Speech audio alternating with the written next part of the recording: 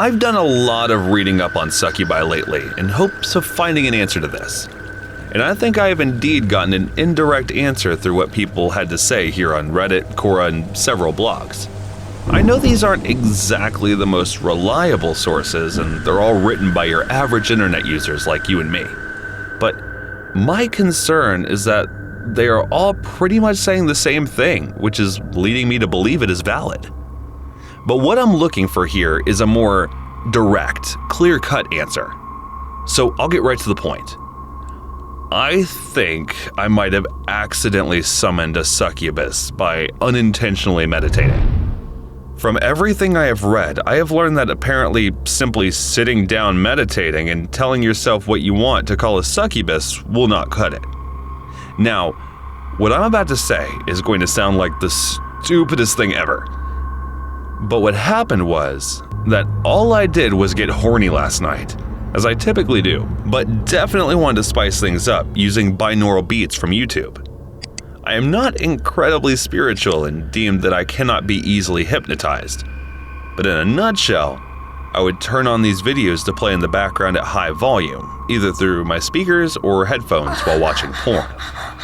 I simply thought this is just a video on YouTube uploaded by some random guy who is trying to get views, that he is claiming to do something that seems cool and all but probably won't do anything or curse you to and bind you with a succubus for 100 days.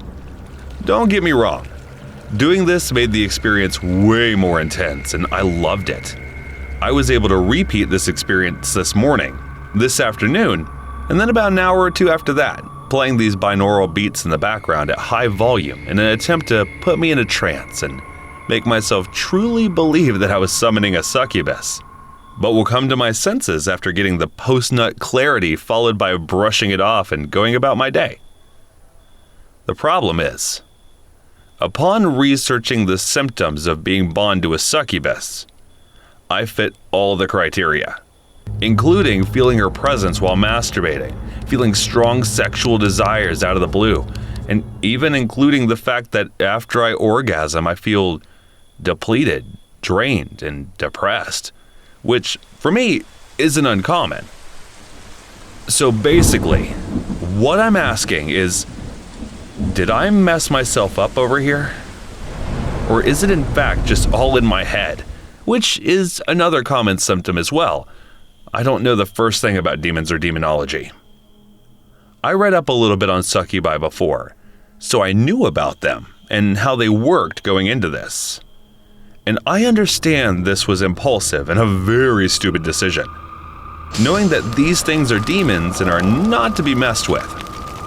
In other words, I know I was playing with fire, but I think I might already be too late. So all I'm asking for here is reassurance that I am okay, in which my fear will prevent me from risking this again, or for help assuming I successfully am bound to a succubus right now. It's just that isn't the way I went about it, kinda silly. Like, I went into this thing just being horny and immensely craving sexual pleasure. I did not go into this with any sort of intent or really anything that's allegedly mandatory for any sort of ritual, including meditation to work. But I just don't know enough, and I'm getting a little worried and paranoid about it now. If anyone can provide any sort of feedback, insight, reassurance, answers, etc., it would be greatly appreciated. Okay, so this is going to be something of a wild ride, so strap in. I went to a quite well-known college in a major East Coast city. I was on a 4-year course, and for my junior year, I ended up living with another student in an off-campus apartment. I didn't actually know the guy.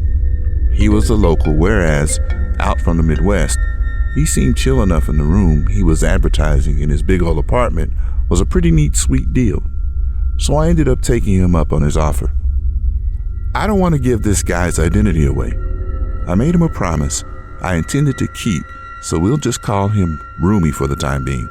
At first, Roomy seemed like what you'd get if you gave human form to a cardboard box.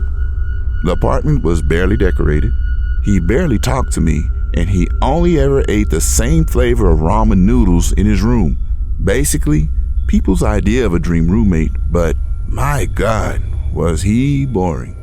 The wildest he has ever gotten was having his hockey bro buddies over to watch the Rangers, but even his buddies seemed about as exciting as gray paint. Me, on the other hand, I'm quite an outgoing person.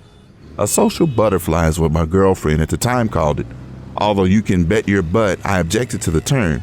So as much as it was cool to live with Casper, the friendly roommate, it did get kind of tedious. Living with him was great if all you wanted to do was study or work on assignments. But it wasn't like I was getting any decent antidotes living with the guy. At least, that's what I wrongfully assumed anyway. So this one night, I'm out bar hopping with my girlfriend and her best friend. And like most of the other college kids, we're doing so off campus. As we're moving from place to place, we start getting closer and closer to the city's alternate side. I think all it took was hearing one bar play Lady Gaga before my girlfriend was freaking out and wanting to go dance. Okay, not my idea of fun. But if they sold beer, I didn't care where we went. So we walk into this gay bar where the girls have to pay to cover, but yours truly gets in free. So I'm already laughing like this is the best place ever. When I see they have the freaking Colts on TV behind the bar, dude, $2 Heinekens, no cover charge, and the Colts on TV. I've had the girls who are going to have to drag me into that place, but it was looking more like they were going to have to drag me out of the place once they were done dancing. But anyway, 9 by a few beers slipping away while my girlfriend dances and I catch up on the Colts highlights when eventually I need to pee. So I get up, head off to the bathroom. But blocking the hallway are these two dudes who are absolutely sucking faces off one another. I mean, they were just going at it. Totally unable to hear me say, "Excuse me, gentlemen," over and over again. I don't want to, scream at the dudes or anything. I'm not a jerk, so I ended up tapping one of the dudes on the shoulder. "Dude, come on, let a guy pass." The guy turned around to look at me. A genuine bona fide leather daddy, I believe they're called. And it looks like he's seen a ghost. Because out of all the people in this huge freaking city, who should be staring at me over his knockoff aviators? It's Rumi. I'm halfway through saying, "Dude, I had no idea," when he just makes a beeline for the rear exit of the bar. It's pretty obvious what the deal is. He's still in the closet. But no one on the college or family side of his life knew it. So I'm chatting, "Dude, Rumi, don't worry, bro, I won't tell." But nope, he just ghosted, leaving me standing there having totally forgotten about the pee I needed. The guy he'd been making out with was like, "Let me guess, you're his ex, right?" I responded, "I'm straight, bro. He's my roommate. I didn't even know he was gay." The guy rolls his eyes like I was totally lying about it, then walks off. But I am shell-shocked. You might call me homophobic or whatever, but I just really didn't think that there were gay guys like that. And oh, my ignorance. I just kind of assumed if you're gay, you're flamboyant, however you want to put it. And sorry if that sounds terrible, I just didn't know. But monosyllabic East Coast hockey bros could be gay? Dude, my mind was blown. Then, I don't know, this kind of made me a little sad. You've got to own yourself, Embrace what you are. A person will never be really happy otherwise. So I'm kind of drunk, explaining this to my girlfriend who's just like, "What?" And make up my mind that I'm going to buy some beer, go back to the apartment, and then talk to Rumi about what happened. I was planning on saying all of that to him, all poetic and free-thinking and progressive. Then we're going to hug it out and we'd be best friends forever. But I most certainly wasn't ready for his reaction when I tried to talk to him about it. He didn't come home that night, so it wasn't until the following afternoon that we next saw each other. I wake up, feel like death from having drank the entire 5th of Jameson and 6-pack that I was planning on sharing with Rumi, and shuffle into the kitchen area to find him eating at the table. Immediately, he gets up and walks his noodle cup into his bedroom. I don't like to call after him or anything. Not at first anyways. Jesus, I think my skull would have cracked open like an egg if I made any sound over 10 decibels. So I went to have some coffee and a stale donut. Then I knocked on the bedroom door. I hear, "What?" So I responded with, "Dude, I think we should talk about what happened last night. Maybe clear the air a little." Silence. Not even so much as a mouse fart in there. And it's a silence that goes on for so long that, well, I just sort of carried on talking, babbling about how I'm not going to say anything to anyone, but that he should really think about coming out of the closet for his own mental health or whatever. As soon as I mentioned the closet, I heard movement on the other side of the door. And I assume it's him having decided to come out and talk, which in a way he had. The door flies open and out flies Rumi, hockey stick in hand. Now I got the beer fear really bad. So I jumped back away from the door almost as soon as he opened it, giving me enough distance between us that I managed to keep him at arm's, or should that be stick's length, all while he went on this big rant about me not telling a freaking soul about what I'd seen. Now that I'm typing this up, I guess there are some people that might think this is kind of funny, getting chased around in the apartment by a closeted gay guy with a hockey stick. Yeah, I suppose that is kind of a funny image. But let me quickly and firmly reassure you there was nothing remotely amusing in this moment. Because Rumi wasn't just angry, he had murder in his eyes. Anyway, he's chasing me around, barking out stuff like, "I swear to God, if you ever breathe the word of what you saw, ever, I'll end you." His voice was quivering while he was shouting it. It had made me realize something that scared me even more.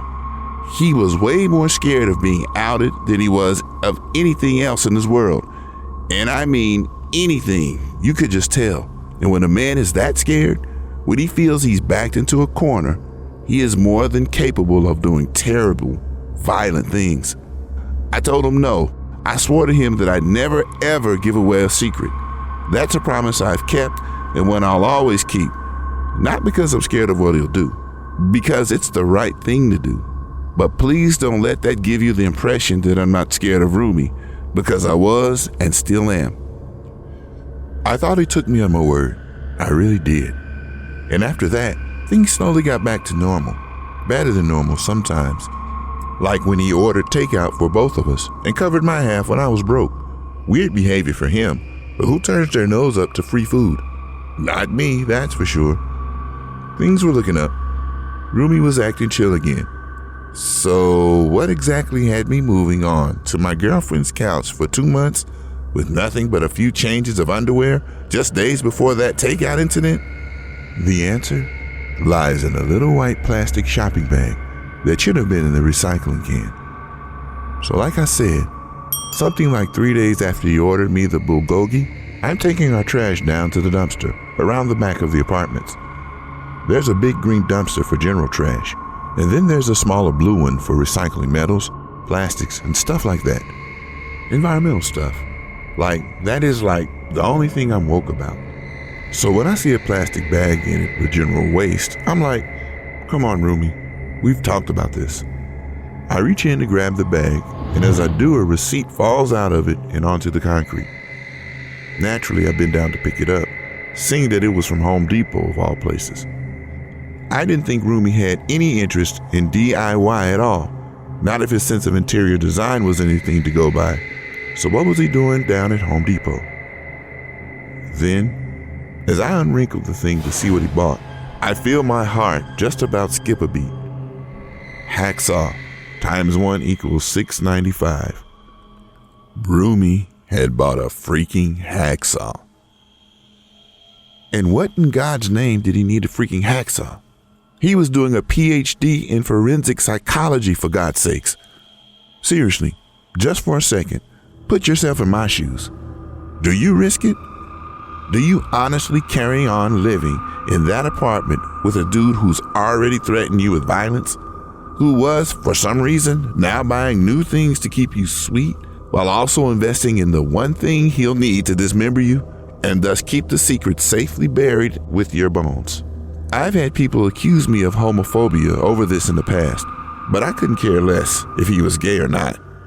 He had a secret that he was terrified of people learning. It doesn't matter if he was cheating on his girlfriend or if he was into this weird clip-clop 4chan stuff. What mattered is that he was obviously willing to hurt me to keep it quiet. And yes, I know I might have been just blowing the whole thing out of proportion. Maybe one of his hockey bros threw the bag in the trash, and that's how it got into general waste to begin with.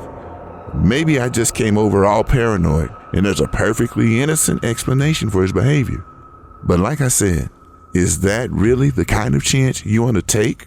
Really now? Or is sleeping on a crummy, folded-out couch a small price to pay for knowing you're not going to end up as a Murderpedia entry?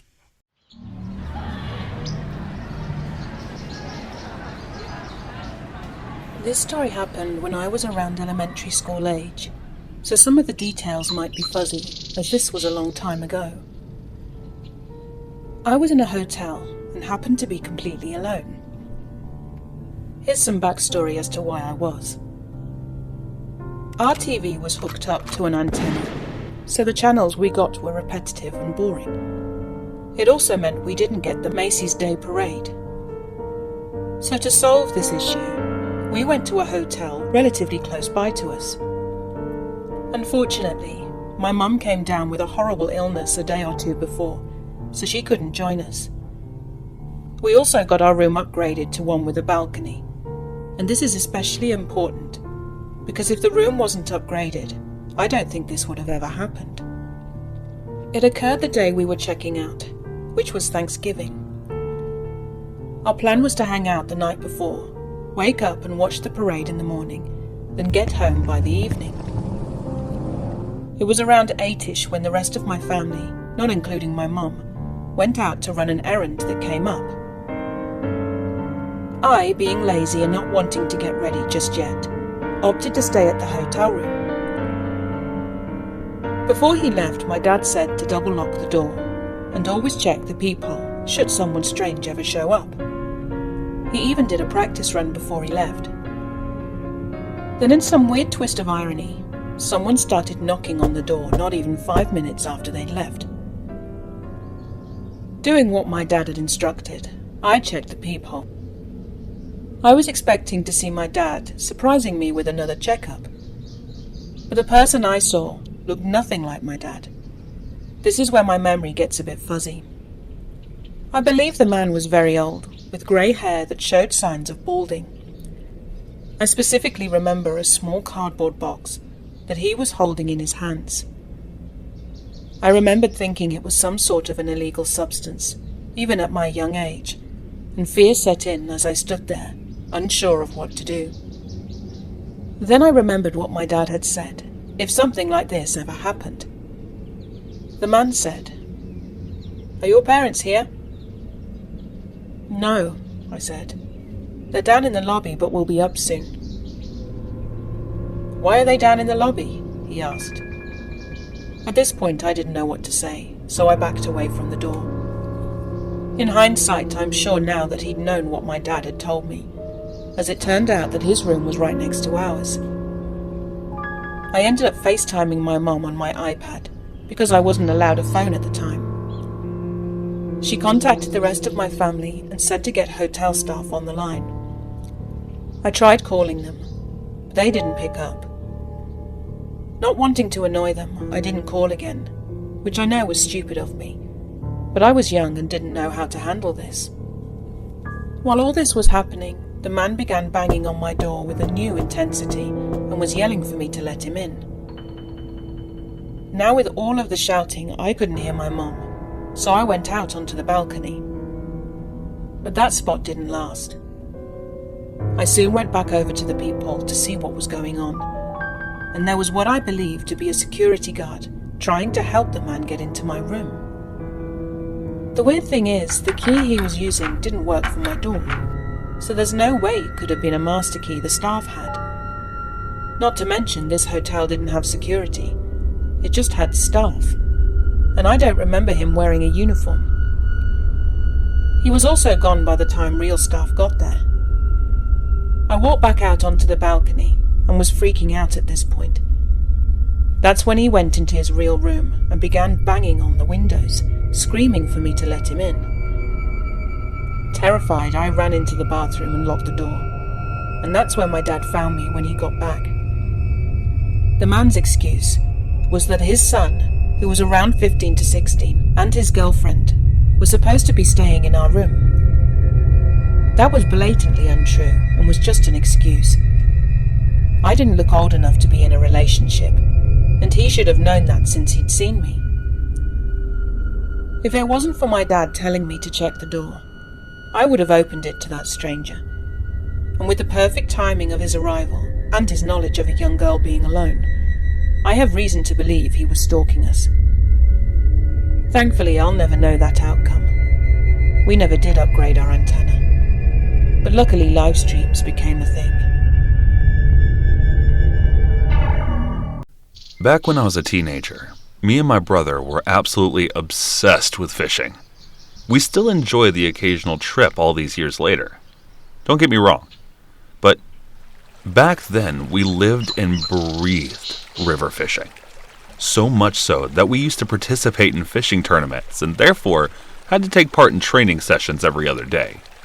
Spoilers, but these training sessions were just an excuse to get some time in by the river. And I won't bore you with how the fishing tournaments work. So just take our word that we fished an awful lot. Anyway, I was like 13 years old.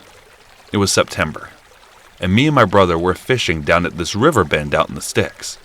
Now, you gotta keep in mind that in river and lake fishing, you gotta be quiet as a mouse unless you scare the fish away. So as the skies darkened, this low rumbling of thunder echoed around the sky. Well, you can imagine how creepy that was. We're expecting rain, but that doesn't mean we're going to stop fishing, and it has to take much more than that to scare us off. And cue the appearance of some creepy stranger who walks out of the woods on the other side of the river. He doesn't have any gear with him besides the rod, but he's got a fishing hat on one that has all his scraggly gray hair tumbling out from under it. We try to wave hi, but he just gives us this look as if to say, "You're in my spot." And me and my brother are getting ready to pack up if he asks us, because God knows people can get really territorial about their favorite spot being crept on. But the guy doesn't say anything, and he just walks about 100 yards upstream and starts fishing up there. Alright, he was kind of choking off our spot. But we were never ones to back away from a challenge, so we stayed put. As we're fishing, the thunder and lightning get louder and louder, and the gaps between them shorter and shorter, meaning it's slowly traveling right above our heads. I end up looking upstream to see if the grumpy old dude is still there, and he is. But then I notice how his rod is bending and doesn't sit right with me. It looks nice and strong, but way too flexible to be anything other than carbon fiber. At least, that was my guess. But here's the thing. Although you don't think of carbon fiber as being metal, it's super conductive to electricity. Meaning, if this guy really was using a carbon fiber rod, it wasn't so much a fishing rod as a lightning rod. I remember whispering to my brother, like, "Think that guy's using carbon fiber?" To which he replies, "He's old. Is that Tom?" "Look at the way the things bend, though," I remember saying. My brother looks again, and that's when he sees what I'm seeing. And then out of nowhere, this huge crack and flash let us know that we've just been within 100 yards of a lightning strike that impacted really close to our grumpy fishing guy. We get up and just hightail it over to where he was standing, and there's this guy's rod laying there in the dirt smoking. We started looking around for the guy to see if he was okay, but we couldn't find anything. Not a single trace of this dude. But then my brother finds one of the guy's boots lying near the root of the tree that's smoking too. And that's when he looks up. We finally find where the guy went. The lightning had blown this poor sob right up into a tree. We bailed to the nearest gas station to call the EMTs, but by that time, the guy was long dead, and there was no saving him. This was a long time ago, and a memory that stuck with me for a long time, and it was truly very hard to get back into fishing after that. But of all the freaky occurrences that kind of came out of that, the one thing that really stuck with me was the smell in the air when we finally found him. It honestly smelled like barbecue pork.